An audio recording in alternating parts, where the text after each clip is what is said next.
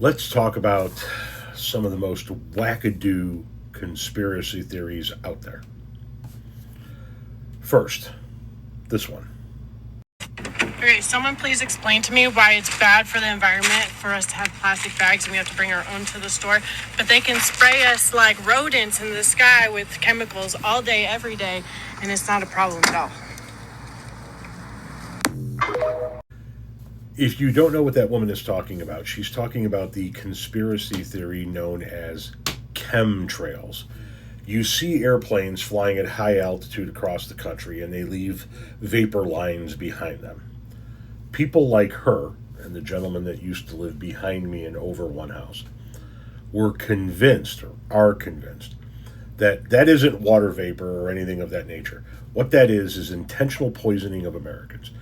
They are convinced that there are canisters mounted to the underside of the wings of commercial airplanes, and that the U.S. government, the airlines, the airline pilots, and the medical community are spraying heavy toxins over us all the time as the planes fly back and forth to keep us sick and thus keep us going to the doctor.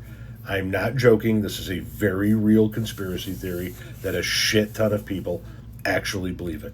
Chemtrails. Look it up. The second conspiracy theory isn't explicitly mentioned in this second video, but it is the flat earth theory. Understand what y'all looking at, man. It's the ice wall in Antarctica. And mind you, bro, you see that man right there? You see how small he is? You see how tiny he is compared to this fucking wall, man, that's up a fucking few hundred feet up high. And look how far down it stretch. Look how far down that is, man. That shit stretch on for fucking miles. And that's not even the water, that's not even the bottom. It goes down a few thousand more motherfucking feet. Look how high up that shit is, man. That shit is higher than the highest fucking tower in the fucking world. Look how high that shit is, man. Look how thick that shit is. Look how far down it go. Look how high up that shit is, man. They gotta use that fucking crane to get on top of it. So people are probably asking themselves, Tom, what does the ice wall at Antarctica have to do with the flat earth theory?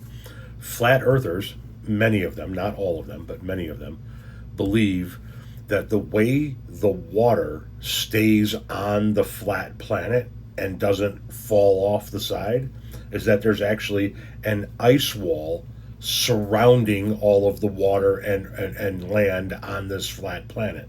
And that's actually what Antarctica is. Rather than it being a continent at the South Pole of the United States of America, they believe it to be an ice wall that goes all the way around everything we know that makes up the Earth, because the Earth is flat and something needs to keep the water from falling off the side. I shit you not. Look it up.